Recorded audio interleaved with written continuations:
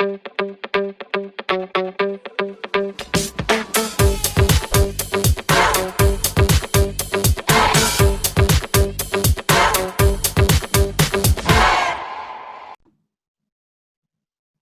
bienvenidos. Estamos nuevamente aquí en Las Voces de Matria, tres amigas, tres mujeres, a debatir sobre temas precisamente de género e igualdad. Hoy tenemos café. Ailín Torres Santana con su tacita blanca, Alina Herrera, estamos aquí todas con nuestro cafecito que nos quedamos la última vez en hacernos nuestro café para conversar. Vamos a hablar hoy, Alina, Ailín, sobre un tema que sigue siendo muy controversial. Fíjense, yo estoy convencida de que la mayoría, incluso de las mujeres, cuando hablamos sobre estos temas no tenemos un consenso pleno, que es el piropo. Pero el piropo no como una forma literaria o de relación inocua o inocente, sino como una forma de acoso callejero, como una manera de una manifestación de violencia de género. Sin embargo, es decir, como yo decía, me parece que es importante anotar que la mayoría de la gente, creo, tengo esa percepción, no sé ustedes qué piensan, sigue sintiendo que es en definitiva una manera de relacionarse los hombres con las mujeres con galantería, con halago, con cariño, con demostración de admiración, e incluso hay algunos piropos que se vuelven muy poéticos. Como algo tan aparentemente hermoso se vuelve o puede ser leído e interpretado por nosotras a veces como una señal de acoso. ¿Qué es realmente el piropo? ¿Es realmente una agresión? Sí, bueno, voy a tomar la palabra. Para mí sí, sin lugar a dudas, el piropo, para mí, no solamente para mí, hay un consenso ya establecido que es una de las formas de violencia verbal más sistemáticas en el espacio público, porque interviene nuestra privacidad, nuestra integridad, nuestra privacidad. Sin consentimiento nuestro, es un acto, una manifestación verbal de manera unilateral, unidireccional, que efectivamente provoca incomodidad, miedo, inseguridad hacia nosotras las mujeres. Entonces, efectivamente, es un acto violento contra las mujeres como sujetas, contra nuestra integridad, y que viene naturalizado mediante el proceso de cosificación de la que somos víctimas nosotras las mujeres, de deshumanización como personas. Por lo tanto, reitera y reproduce una relación jerárquica en el espacio público donde las mujeres permanecemos en un plano de subordinación frente a un sujeto que es quien tiene el poder de intervenir en el espacio público, reconfirmando una vez más las diferencias en los espacios públicos entre hombres y mujeres. Entonces sí, causa malestar, causa miedo, causa inseguridad, y es sencillamente un acto violento contra nosotras, debido a la falta de consentimiento. Eso que ha dicho Lina me parece súper fundamental. A ver, primero la discusión sobre el piropo es una discusión abierta, como mismo es la discusión sobre el acoso y como es la discusión sobre las violencias. O sea, continúa siendo un debate porque necesita regularse tanto en los sentidos comunes como en las prácticas institucionales, ¿no? Entonces sí, es un debate que nos tenemos que dar, es un debate que nos tenemos que continuar dando, no solo en clave de esclarecer qué es y qué no es, sino en clave de poder dirimir públicamente, de matizar el tema del piropo como un asunto de interés público y el tema del acoso y de todas las cadenas de violencia como un asunto de interés público. Eso me parece lo más relevante. Y lo otro es que creo que no se puede coger un tema como el del piropo y sacarlo de la cadena de causas, consecuencias y condicionantes a las cuales pertenece. O sea, no se trata del piropo como un acto concreto, se trata de las sociedades en las que se inscribe ese acto concreto, se trata de lo que ese acto concreto tiene detrás o delante, lo que supone. O sea, el piropo no es solo el piropo es también, por ejemplo, las condiciones en las que se produce. La misma frase dicha en un lugar puede ser igual en un lugar público, de día, frente a muchas más personas, en un escenario concreto, no tiene el mismo impacto, aunque tenga la misma matriz, que esa misma frase dicha en un escenario donde la persona que lo recibe, la mujer que lo recibe en este caso, sienta más miedo y sienta que su cuerpo está más en peligro. Me parece que el piropo, sí. Vamos, justamente por eso que estás diciendo, Aileen. Todos los piropos son susceptibles de ser percibidos desde miedo, o como una forma de agresión. Siempre es así. Es decir, se puede hacer tabula rasa, analizar el asunto como un fenómeno inequívoco de violencia de hombres hacia mujeres. Es que yo creo que partiendo de lo que dice Aileen, es importante establecer que el piropo es la antesala de otros tipos de violencia. Entonces, siempre, si no le damos, siempre. Para mí sí, porque si yo no te doy consentimiento para que tú intervengas sobre mi persona, esgrimiendo opiniones sobre mi belleza, por más que sea muy poético, esta naturalización se da debido a eso, a que todavía le damos el margen de la duda a si hay piropos más aceptables o no. Sin embargo, no hay que perder de vista que es un eslabón dentro de la cadena de violencias y que así es como hay que verlo. Sin embargo, hay especialistas que debaten más sobre los espacios en los que se da el piropo que sobre el piropo en sí mismo. Por ejemplo, hay un debate con relación a las discos o a los centros donde hay fiestas, donde se acepta más y es más tolerable un piropo en una barra de un bar y tal.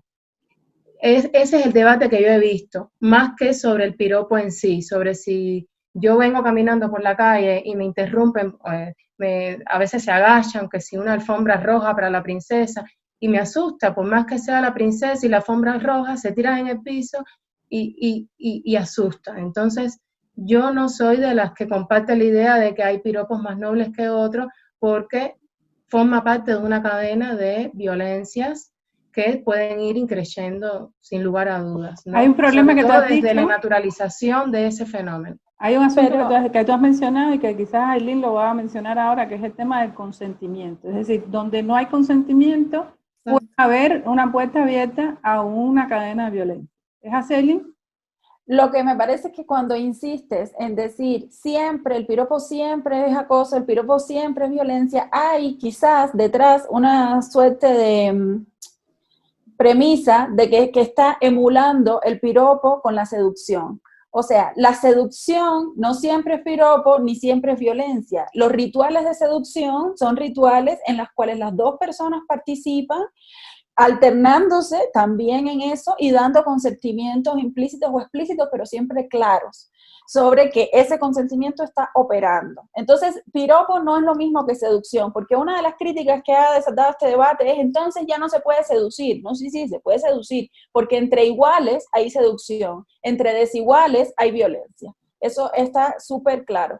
Y en lo que decía Lina, conectado con lo que tú dices, a mí me parece que hay tres asuntos claves en esta discusión sobre el piropo y sobre su saga, ¿no? Sobre su traducción al acoso, su traducción también dentro de cadenas de violencia. Una es el tema del acceso al cuerpo. El piropo supone un acceso al cuerpo, un acceso simbólico o físico al cuerpo de otra persona que normalmente es una mujer. Entonces, el hecho de que el cuerpo de la mujer es un cuerpo accesible a opiniones y accesible al contacto físico, existe en ese registro de esa manera y no sucede lo mismo con los hombres. El cuerpo de la mujer es un cuerpo sexualizado, que se mira como un cuerpo sexualizado, ¿ya? Y que se mira también como centralidad de la subjetividad femenina, ¿no? Para nosotras, no odio la palabra femenina, pero me refiero, o sea, se entiende lo que estoy refiriendo. O sea, se supone que el cuerpo de la mujer es un cuerpo que es central para ella, que una vive para su cuerpo y que a la misma vez es susceptible de opiniones de los demás y que es accesible a esas opiniones y al contacto incluso físico o simbólico con los demás. Eso no sucede con el cuerpo del hombre. Ahí hay una diferencia. Quien no quiere notarla es porque no quiere pensarla, pero ahí hay una diferencia. Entonces el tema del acceso al cuerpo es uno. El cuerpo es una situación. El cuerpo no es una cosa. Es una situación de relación con los demás. Y esa situación tiene claves específicas que, por otro lado, y este es el segundo punto, está conectado con que el cuerpo de la mujer no es igual, no es percibido de forma igual a el cuerpo de los hombres. Y hay una situación, un escenario de desigualdad. Entonces, lo que un hombre puede decirle a una mujer en la situación cualquiera, lo que tiene detrás es que hay una estructura de desigualdad que es económica, que es política, que es cultural, en la cual se monta ese acceso al cuerpo, así sea simbólico. Y en tercer lugar está el tema del consentimiento, que es el que mencionaba Lina. Uno de los asuntos fundamentales para analizar o para pensar el tema del piropo es que es unilateral, como decía Lina, es unilateral y crea potencialmente, al menos potencialmente, malestar. Vamos a pensar entonces la situación al revés. O sea, vamos a hacer, hay muchos especialistas y muchas campañas de comunicación que se han centrado precisamente en el ejercicio imaginativo de intercambiar roles. Porque ciertamente la mayor parte de las veces el piropo es ejercido de hombres a mujeres.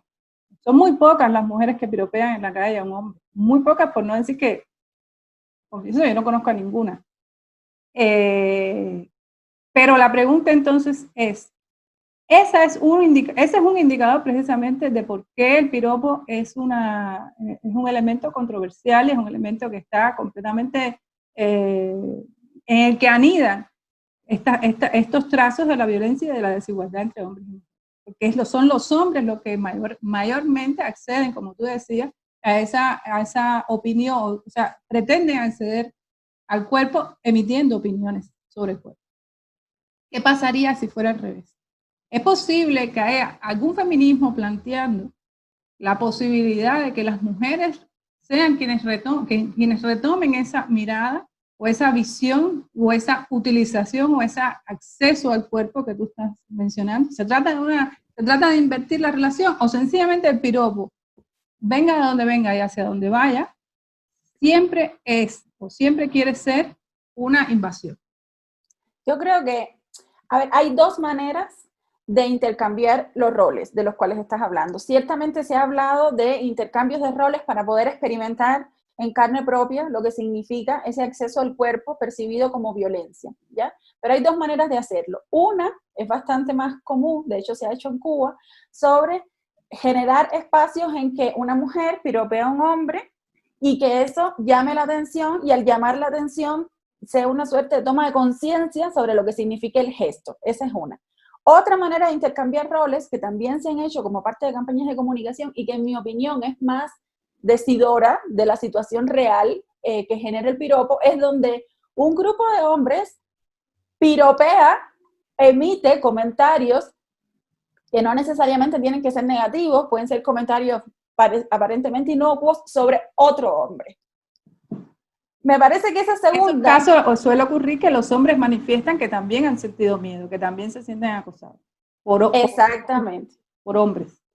Exactamente, por eso es que creo que es más decidora, porque esta segunda situación en la que los roles que se intercambian no es que una mujer piropea a un hombre, sino que otros hombres emitan criterios, llamémosle piropo también para ser justas, sobre otro hombre, dice más sobre la situación de experiencia del acoso y de la violencia, porque justamente lo que se genera es malestar y miedo. Si una mujer piropea a un hombre, usualmente el hombre tiende a experimentar extrañeza, incluso puede decir, esta mujer está loca, o sea, ¿no? Experimentar una suerte de extrañeza, pero no experimenta miedo, no experimenta miedo. Y lo que experimenta un hombre cuando recibe opiniones de otro grupo de hombres, sobre todo cuando hay mayoría numérica, experimenta miedo. ¿Y por qué experimenta miedo? Porque está en una situación desigual respecto al otro grupo de hombres. Y eso es lo que experimentamos las mujeres cuando se pretende acceder a nuestro cuerpo simbólica o físicamente. Experimentamos miedo porque hay una situación desigual, porque eventualmente ese comentario, o bien no necesariamente, o sea, no puede no ser recibido con agrado, o bien puede ser el primer paso de otro tipo de acceso al cuerpo, ¿no? De que te bloqueen el paso, de que te toquen, de que te persigan, ¿ya? De que sepan dónde vives y puedan regresar, o sencillamente de que te toquen, o que te llamen la atención sobre algo de tu cuerpo con la que tú estás incómoda, y eso genera un tipo de malestar. O sea, lo que sea. la razón que sea, la experiencia es una experiencia de malestar y miedo, y es una experiencia de malestar y miedo porque hay una situación desigual que está detrás. Si no entendemos que hay una situación desigual que está detrás, seguiremos discutiendo en el pataleo de pensar el piropo como algo bueno o malo en función de las palabras que se usen, que es un poco lo que decía Lina antes. De hecho, esto que está comentando Ailín da respuesta a que efectivamente es un acto violento. Estos ejercicios de experimentación, de concientización, lo que pone en evidencia es que el piropo es un acto violento, porque genera miedo, sobre todo, como decía ella, cuando proviene de un grupo de hombres.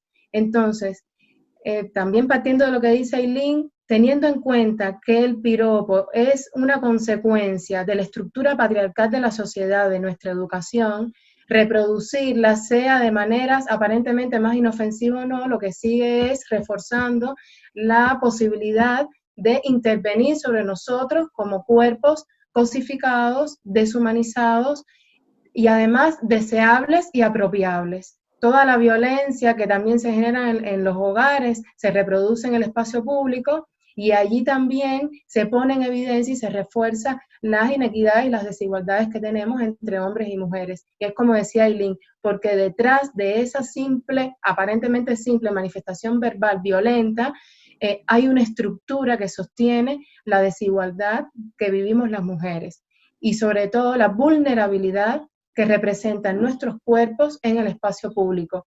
Entonces, estos experimentos o estos ejercicios, estos programas, no se trata de sustituir unos cuerpos por otros en un acto violento, unilateral y sin consentimiento.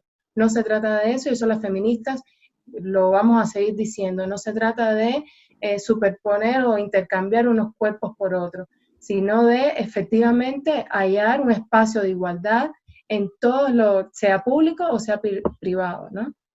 Exacto. Bueno, vamos a hacer una cosa, vamos a hacer una pausita que es necesaria, nos terminamos de tomar el café y regresamos dentro de unos minuticos. ¿Qué minuticos? Segunditos.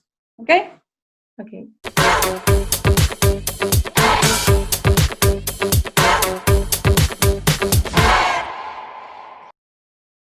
Bueno, pues estamos de regreso aquí debatiendo sobre el piropo. Yo sé que debe haber personas que están escuchando este debate y que se deben estar haciendo miles de preguntas acerca de que efectivamente esto constituye un problema. Bueno, el discurso feminista insiste en abordar el tema del piropo no como una expresión inocente, inocua de relación entre hombres y mujeres, sino como una expresión de la violencia, del conjunto de las violencias y las desigualdades en que a la que estamos sometidas las mujeres dentro de esta sociedad patriarcal.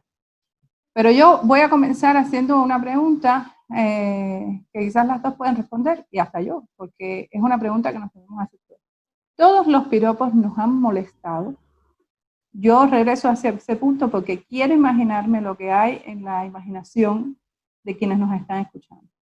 ¿Cómo debemos reaccionar frente a ello? Una situación real, más allá de los aspectos teóricos que podamos manejar.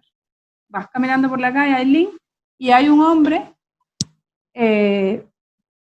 no voy a escribirlo, te lo dejo a tu imaginación, que aparece ante ti y te dice una frase, no necesariamente grosera, no necesariamente vulgar. ¿Cómo reaccionar? ¿Qué llevarnos con nosotros? ¿Cómo experimentar esa relación y de manera que nos protejamos? Evitar el miedo, evitar la subvaloración, evitar eso que tú decías, esa capacidad de los otros de invadirnos en nuestra intimidad, en nuestro cuerpo.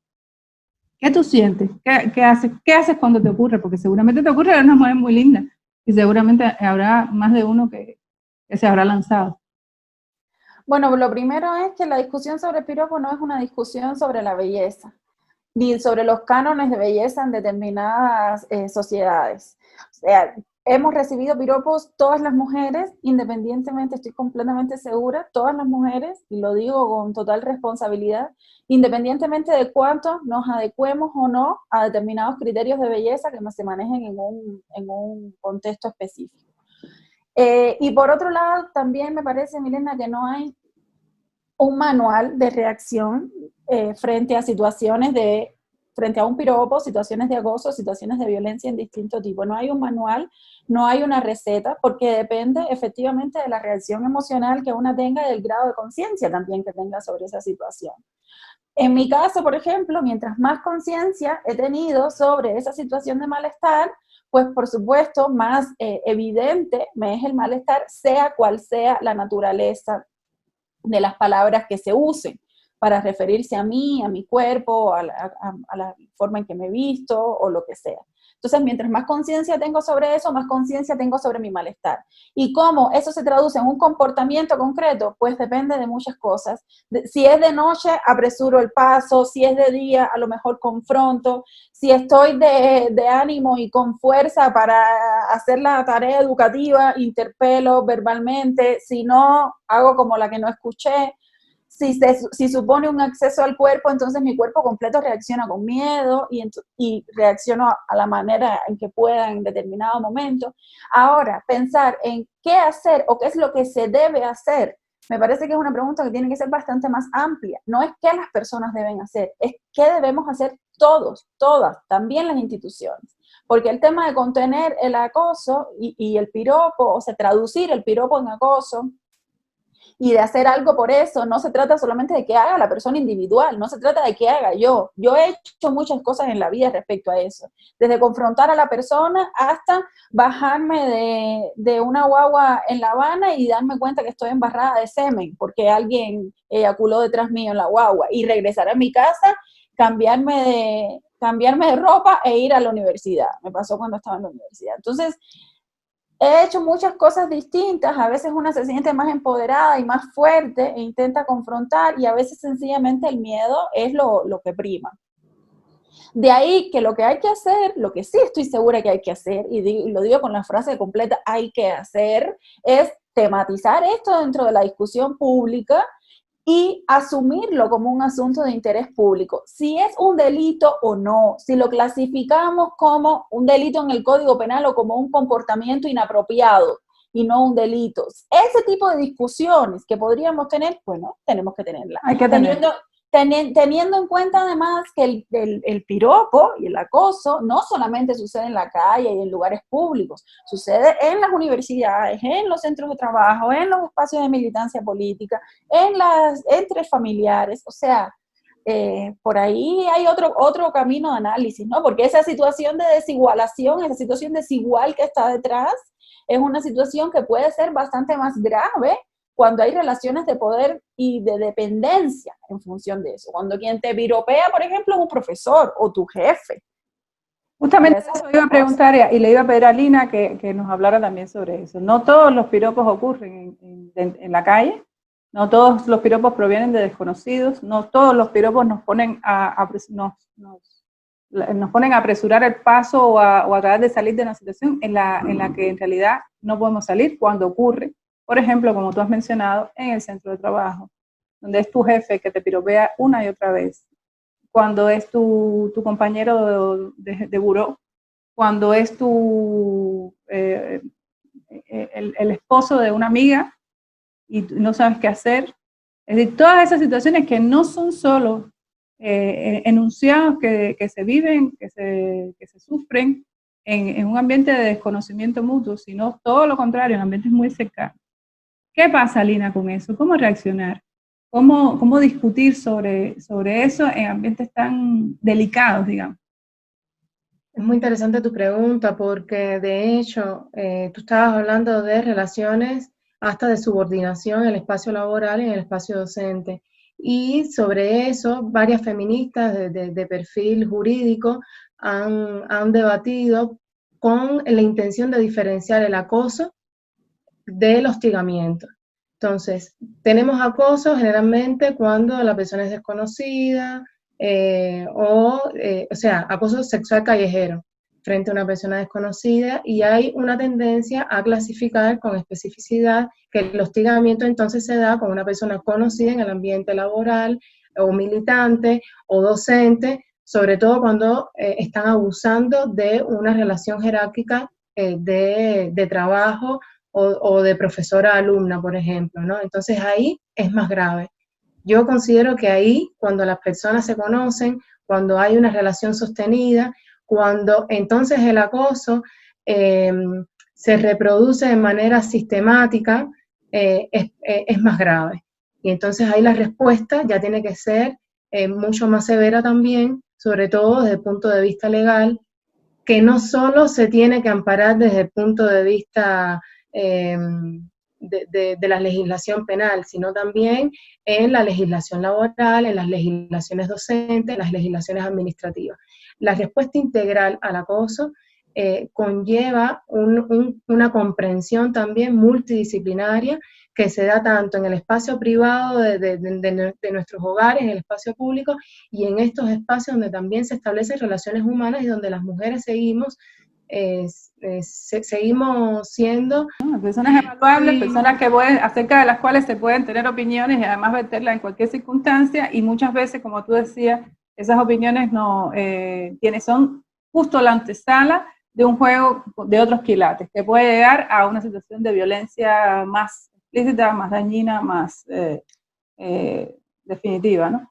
Y creo que hay dos asuntos que debemos ver como de forma diferenciada, pero que a la misma vez son parte de lo mismo. O sea, el piropo y su traducción al acoso, como hemos estado hablando, es importante analizarlo en sí mismo, no solamente como parte de la cadena de violencias en la que se puede inscribir, y por otro lado, analizar esas cadenas de violencia. O sea, el acoso en sí mismo, en forma de piropo, es un problema, y además es un problema los otros tipos de violencia que genera. Hace unos días en una universidad ecuatoriana, la UDLA, de hecho, se viralizó un video donde en estas clases virtuales, en tiempo de pandemia, un profesor invitado y el profesor principal de la asignatura hacía comentarios sobre la imagen de las estudiantes que tenía frente a la pantalla y llamaba la atención sobre que no tenía el recuerdo. El profesor era un profesor español, de hecho, creo. No tenía el recuerdo de que las ecuatorianas fueran tan bonitas, y a veces también, no solamente bonitas, hay algunas que son incluso inteligentes. O sea, ese tipo de comentarios se viralizó en las redes. Ha habido en los últimos días una declaración pública de la universidad. Supuestamente esto podría ser un hecho aislado. El problema no es que sea un hecho aislado. El problema es lo que eso dice de la cultura institucional, del tipo de normas que habría que seguir en una relación, en este caso docente, y otras, ¿no? Han habido muchísimos estudios, muchísimas encuestas, investigaciones y tal en universidades de distintos países sobre eso. En Brasil, el 70% de las graduadas universitarias alguna vez han sido víctimas de acoso, alguna vez, en sus espacios docentes. En México, igual hay investigaciones al respecto. En Estados Unidos y tal. Y hace décadas que es así. Entonces, la relación de poder que se establece en una relación docente-estudiantes o jefe-trabajadoras o incluso colegas de trabajo, ¿ya? Pues ese tipo de relación, por supuesto, agrava la situación de acoso. ¿Por qué? Porque hay una relación de dependencia. No solamente hay una relación de desigualdad, sino que hay una relación de dependencia. Y la relación de dependencia siempre agrava las consecuencias de cualquier gesto de violencia. Ahora, ya vamos cerrando un poco nuestro debate, y yo quisiera, porque es muy importante y estoy segura que ustedes también, bueno, Alina es madre de un niño varón, y siempre cuando estas cosas tenemos delante, estos temas, siempre pienso en qué hacemos para reproducir, cómo reproducimos muchas de nosotras, inevitablemente, inconscientemente, algunos de estos elementos. ¿Cómo enseñar a un niño y a una niña respecto a estos temas? ¿Qué decirles? ¿Qué contarles? Porque uno de los argumentos que más se utiliza, como ustedes bien saben, es que este fenómeno del piropo es cultural, que está muy arraigado en nuestra cultura, que es lo que somos, porque somos de sangre latina, porque tenemos estos lances de seducción, de admiración, del el gran macho que es capaz que puede con todas las mujeres al mismo tiempo, de todos los tipos. Todos esos son mitos que están anclados en la narrativa sobre nuestra cultura.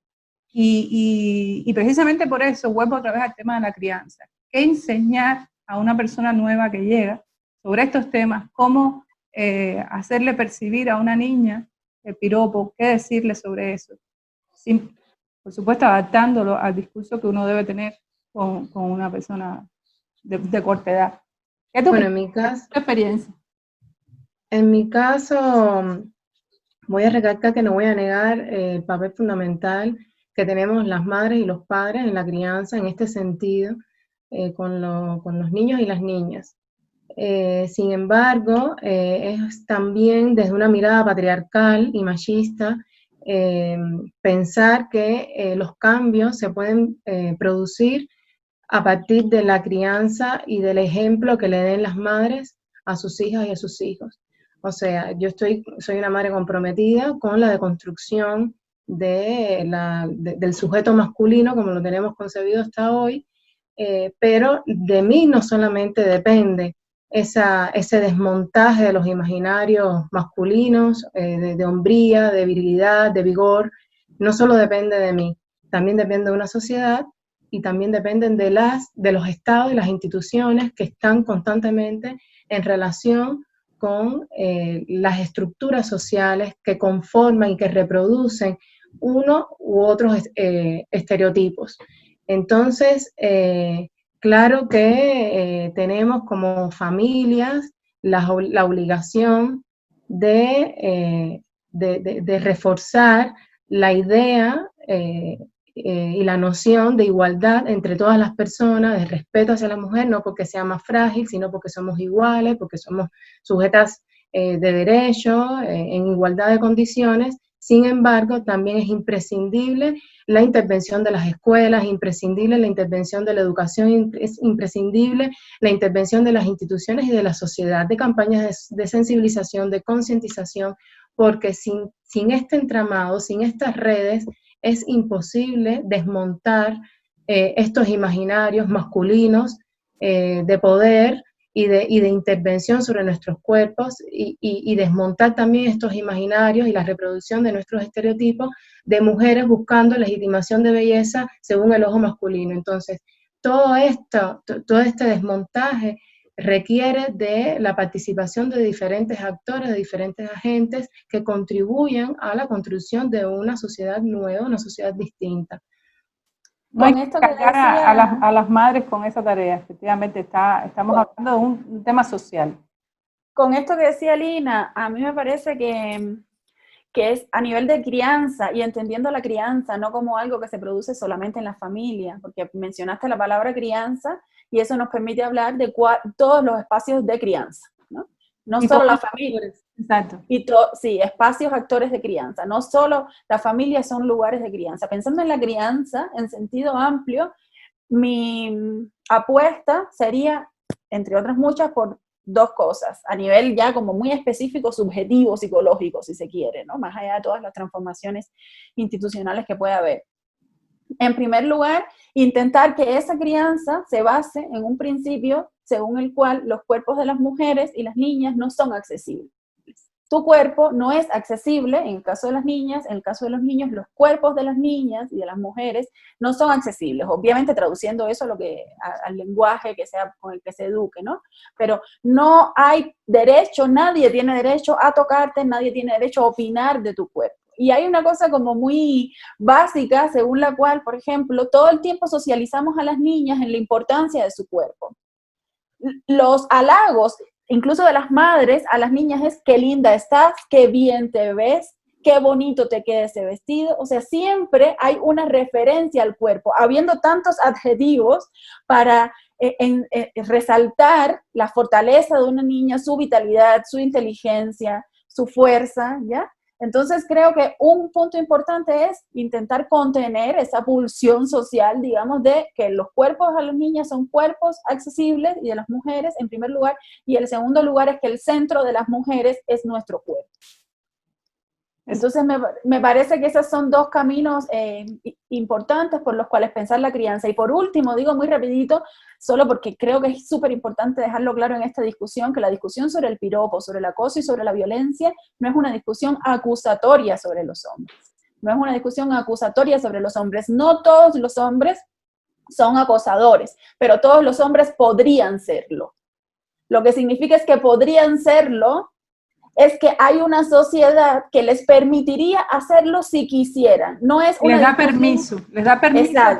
para expandir. Les da permiso. No, No es una discusión sobre puritanismo, esto no es una discusión sobre puritanismo, no es una discusión sobre la seducción, es un debate sobre el poder. Es un debate sencillamente cuando cuán obligada estamos nosotras o cuán obligada está alguien a hacer algo que no quiere. Y cuánto al decir no, una puede asegurarse de que el resultado sea no. Nos quedan 3 minutos, Vamos, Alina. Bueno, solo quería agregar a partir de lo que decía Aileen, que así como no todos los hombres son acosadores, también hay una parte importante de responsabilidad con sus pares masculinos, porque ha dicho la prestigiosa investigadora Rita Segato que todas estas violencias forman parte de mandatos de masculinidad donde ellos demuestran su potencia masculina, no tanto hacia nosotras como lógica de disciplinamiento, sino frente a ellos para demostrar que sencillamente siguen formando parte de su clan de hombría, de su pacto de virilidad y de vigor masculino. Bueno, me engancho en ese comentario tuyo, Alina. Voy a aprovecharlo para que entonces abrir otra vez una invitación. Ustedes me quieren acompañar nuevamente a otro debate sobre masculinidad, hombría, virilidad. ¿Les gustaría debatir sobre eso? Depende de la hora, si es a las 8 de la mañana, no sé. Bueno, igual te damos café y ya salimos y reposamos un poco. Mira, claro, con mucho gusto. ¿Les gustaría? A mí me gustaría mucho. Tendremos que estudiar un poquitico y será seguramente muy provechoso. Pero me parece que vale mucho la pena hablar sobre esto. No podemos hablar de mujeres sin hablar de hombres. Yo quiero despedirme por hoy sabiendo que están ustedes conmigo, que estas voces van a ir creciendo y vamos a poder conversar de muchísimos temas y aprender juntas, todas y todos. Bueno, un abrazo, hasta el próximo café, hasta la próxima conversación. Nos despedimos aquí de las voces. Hasta luego. Adiós. Chao.